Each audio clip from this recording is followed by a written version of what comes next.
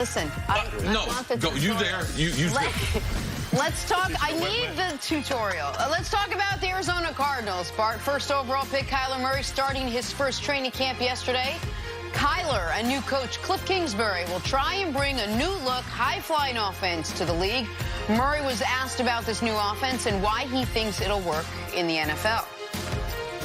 I don't see why everybody thinks it can't be successful. It's just like any other offense. It's an offense. We work at it, we practice it, and it's our job to execute it. If we don't, then it won't be successful. But if we do, like I said, I feel like it works at the college level. I don't see why it couldn't work at the pro level. So it's our job to make people believe in that. All right, Bart, you trust that Kyler and Kingsbury will be successful in the NFL? I think they'll be successful initially. I want to see how they adjust to the adjustment. We saw it with Lamar Jackson last year coming out and taking the league by storm before the Chargers came out and put the more athletic pieces out there. I'm excited because he's a little different than what Lamar Jackson is. You talk about in college, it's over 69% completion rate, only 7 interceptions. You know that he can make great decisions with the ball. And unlike RG3 and Lamar Jackson, he's not so skinny and thin that I worry about him taking hard contact. Even though he's only 205 pounds, that's pretty big. That's bigger than Darren Sproles, than somebody that's accustomed to taking hits. So I don't worry about his health. But I want to see how can he adjust to the adjustment. He's a guy that I think gets mislabeled at times. I understand they have trouble protecting the passer, but when you have the RPO type of system, that's a way to really cause pause between the defensive end and the pass rushers to buy yourself more time when you don't have a great offensive line. So I don't think people worry about his thickness, if you will. I think they believe he is positioned to be able to handle the general punishment of the NFL. The worry is his height, and the worry is his height combined with an offense that has been very successful at the collegiate level, but we've never seen what Cliff Kingsbury is going to try to do at the pro level. So it's two different things that will be, as Chris likes to make fun of me for saying, one of one in NFL history. This offense coming to the league and working, and a quarterback this size coming to the league and working. Now, maybe in order for one to work, you need the other. And maybe in order for Kingsbury's offense to work, you need a quarterback like this, which is why they moved off of Josh Rosen after trading 3 picks to move into the higher part of the first round to go get him. The other part about Murray, though, that I do think is a bit of a misnomer and very different than Lamar and much more like Russell Wilson is this. In college, he would have been an elite player with 0 yards rushing.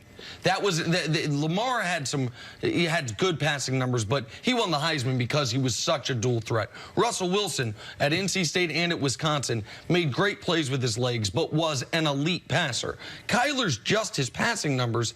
He broke Baker's record of all-time college quarterback efficiency rating. He was a spectacular passer under Lincoln Riley. So I don't think he's going to have to run around a ton to be successful in the NFL. The question and the concern for me going into the process and still is, can a guy who's 5'9.5" play in the pocket in this league when we've never seen it happen, when we know that's what he's going to have to do to be successful? Well, the one thing that he has that no other 5'9" guy has, he has the arm talent of a 6'4", Troy Aikman, 6'5" quarterback. He has that type of arm talent. The thing there's 2 concerns that I have. Number one, coming from Oklahoma, just like Baker Mayfield, and Baker he got lucky because he went to a team that had a decent offensive line in the Cleveland Browns. Best offensive line in college football last year, Oklahoma Sooners. So that 5'9" guy sat behind a massive offensive line, and they've been very good at the offensive line the last several years, the reason why their quarterbacks have played. The Arizona Cardinals, bruh, their offensive line is awful. It is awful. So I'm concerned that he is going to be running for his life because of the offensive line. He's going to have to. And I do remember, and I'm not trying to make this comparison, so just listen to me and hear me because I'm trying to work this thought out.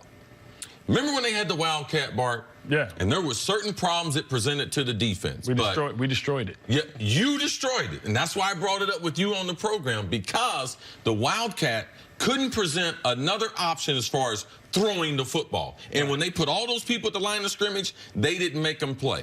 Hey, the air raid offense has not been great at pass protection. So who is helping Cliff Kingsbury change these multiple pass protections so you can protect that quarterback? And in that offense in college, it's predicated on the hash marks. And the hash marks are so much wider, you can out-athletic people in college. You can give a guy sideways the ball in space, and he can make something happen. You can't do that in the NFL because they're too quick, and the ball is in the middle of the field. So I need to see what are the answers to what people are going to do, because they getting ready to heat him up, man. Like, they getting ready to blitz him in the pocket, and when they get those answers, I do believe they'll have a chance to be successful. But if they don't, my man Kingsbury going to be back with that nice smooth haircut back in college somewhere. See, but here's the difference, and, you know, while we were able to defeat the Wildcat, you know, a lot of times it was ran through Ronnie Brown, and he was a guy that we knew wasn't a threat to throw the ball. So when a quarterback is efficient, he can run the ball. Now it's 11 on 11, because usually it's 11 on 10, because once the quarterback,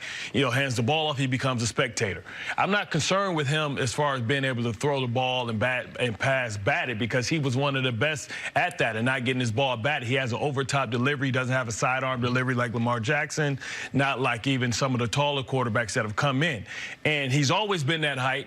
And what understanding and having to defend Michael Vick and being one of the teams that has some of the best success against Michael Vick, we understand that shorter quarterbacks throw through windows. But the same windows he throws through is the same windows that he runs through.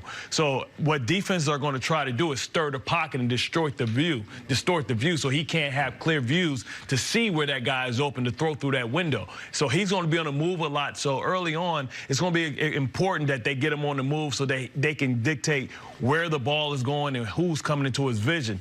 But he's still a threat. He's a guy that has that elite speed that he can change your angle. And I think guys in space are going to realize that he's a lot faster, a lot more difficult, and a lot more elusive to get. He's more quick than Russell Wilson, more explosive, but he still gives you that short target where, you know, as a defender, you hit him, and if you hit him a lot of times because he's shorter, you knock him back opposed to knocking him over because he has a great center of gravity and great balance. A lot of times when we see guys come and think they're going to blow Darren Sproles up because he's so small, you end up propelling him back. He stays on his feet. You falls down. And for people thinking that he's going to fail, I don't think. He's Lamar Jackson, but he can throw. Yeah. So if Lamar Jackson was a success, which he was last year, getting his team into the playoffs, he's going to continue to grow.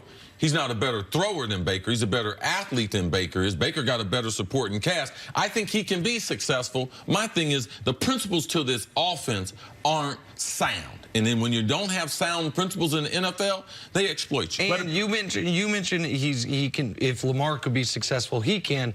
Lamar, I believe, would have had no shot doing what he did last year behind that Cardinals offensive line. He had a good offensive line, a great coach, a very good running game, and an excellent defense. The Cardinals were worst at everything last year. Yeah. They were the worst scoring offense, the worst points offense. They were a bottom 6 scoring defense. They were the 4th worst plus-minus team. They were just, they got Larry, they got David Johnson, maybe they got Chandler Jones, Patrick Peterson. Well, they need David Johnson to be the guy he was a couple years ago, not the last 2 years. So there's a lot working against Kyler his first season, which is why it'll be very interesting. Perfect system for a bad offensive line.